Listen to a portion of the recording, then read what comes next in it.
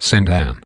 Saint Anne was the spouse of Saint Joachim, and was chosen by God to be the mother of Mary, his own blessed mother on earth.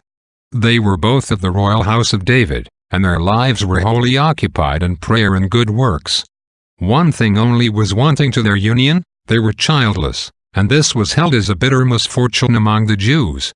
At length, when Anne was an aged woman, Mary was born, the fruit rather of grace than of nature, and the child more of God than of man. With the birth of Mary the aged Anne began a new life. She watched her every movement with reverent tenderness, and felt herself hourly sanctified by the presence of her immaculate child. But she had vowed her daughter to God. To God Mary had consecrated herself again, and to him Anne gave her back.